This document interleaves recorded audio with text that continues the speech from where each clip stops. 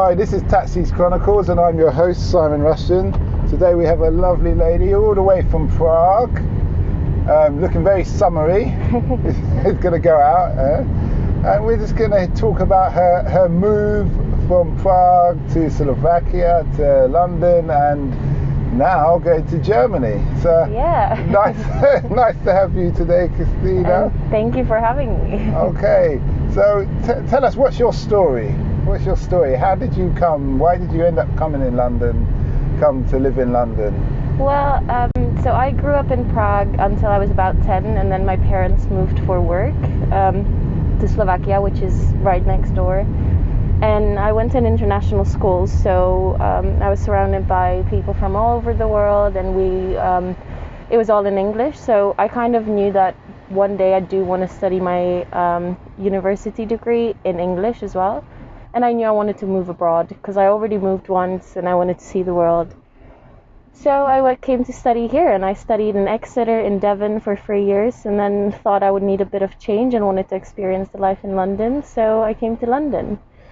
And now job opportunities have taken me to Germany. So that's kind of the short of the story. Okay.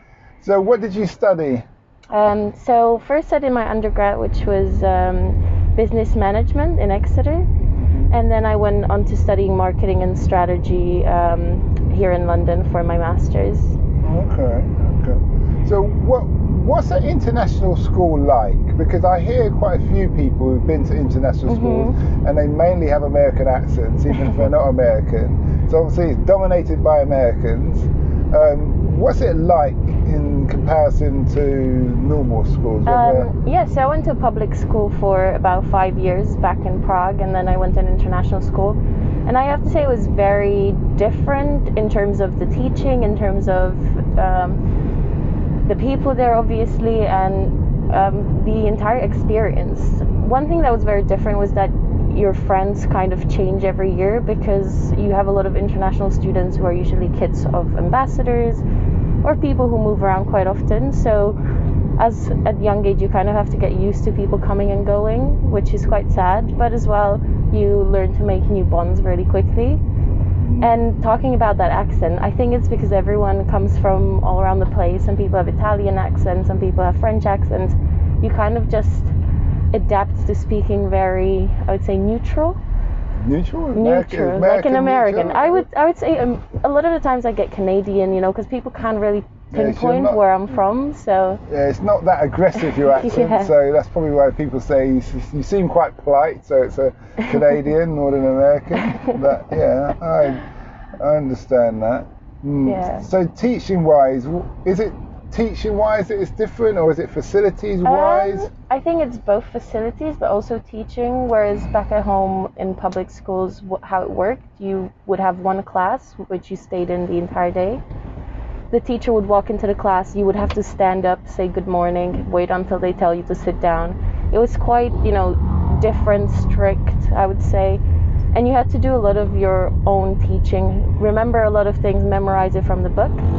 Whereas in the international school, it was more about play, I would say. Especially in primary schools, I felt like all we did all day was learn through play. So it wasn't as strict reading books, memorizing things. It was trying to understand. And I think I really enjoyed that, especially like growing up. I think in that way, you learn how to think more logically and kind of like problem solving ways instead of having to memorize things. So you have to understand and figure it out on your own, kind of like common sense, rather than having to just remember stuff from the book and not really understand it.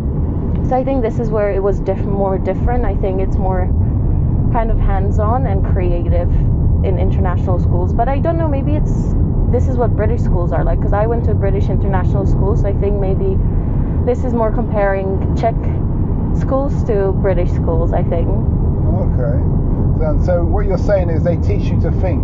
Yeah. Sounds like an Oxford, Cambridge kind of thing. Yeah. Okay, that's interesting. That's really interesting. Would you put your children in an international school? I think I would. I think it was a great experience because I've learned so much about culture from all around the world that I would have not learned about not having this experience.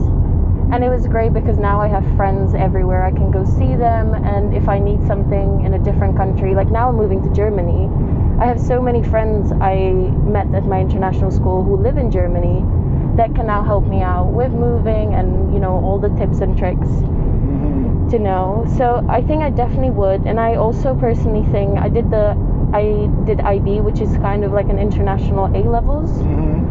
And it was really challenging, and I think I definitely want my kids to push kind of over their limits and be able to go study wherever they want. If they want to stay where they are, if they want to go study abroad, I think it's great to have that international kind of education where you can really go and do whatever you want. You spoke about diplomats and ambassadors' children. Were your parents diplomats? No. My parents are bankers. Ah, so you don't have to be of like a political connection to put your children in that kind of school? No. So we had a lot of, we even had a lot of students on scholarships, and I think it's more for students who have moved abroad. So obviously I moved to a different country, and my parents didn't want to put me in a Slovak school because it's a different language, and they didn't want me to get confused with something new in that way. So they wanted me to learn English, put me into an English school, and that's why I ended up in this international school. Okay, that's good. So how have you found living in London, and how long have you been here? I've been here a little over a year, and I think it's been great. It's a completely different experience from Devon, Exeter, where I lived for 3 years before, which is a tiny little city. It's definitely hectic.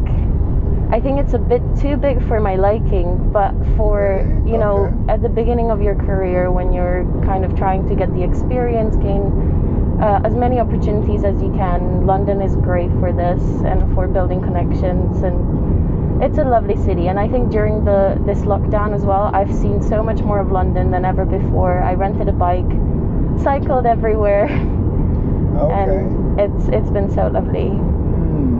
So, and were you on your own during the lockdown? No, so I was staying with my 2 best friends, and we've just been traveling kind of around together, trying to see as much as possible before we leave. Okay.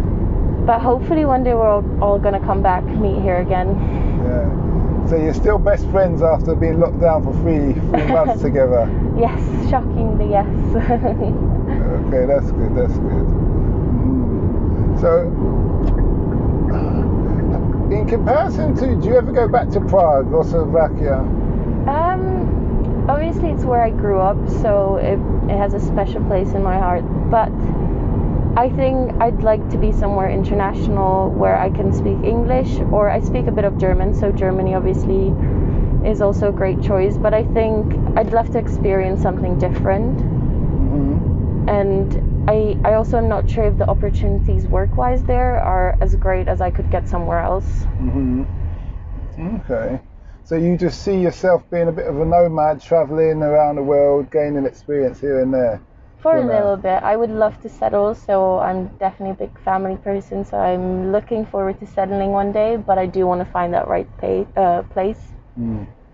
So need to get some experience, I guess, traveling and seeing other places. But I think once I find that right person to settle down with, wherever I am will be the right place. Have you considered America, like many people do? Not really. I've visited once, and I just don't think it's a necessary place for me. But as well, growing up kind of internationally, I haven't seen my family much, so I don't really want to go too far away from Europe. Just to be able to spend some time with my family, see them a couple times a year.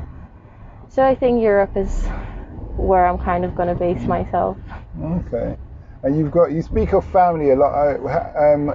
How many siblings you have? Just one, and I actually live with her in London, but she's not here right now. Okay, that's good. Well, I'm glad we could be welcoming. We were welcome in as a city of London. I know we can be quite hostile, like other cities around the world, or other capitals, I should say, and things. Thanks for the interview. Thank you for having me. Very interesting and enlightening. To the listeners out there, I hope you like this episode. Feel free to comment down below on the email on info@taxichronicles.com. Don't forget to listen to our sister podcast, Africa Investor Stories, and share and like and subscribe. And have a good day.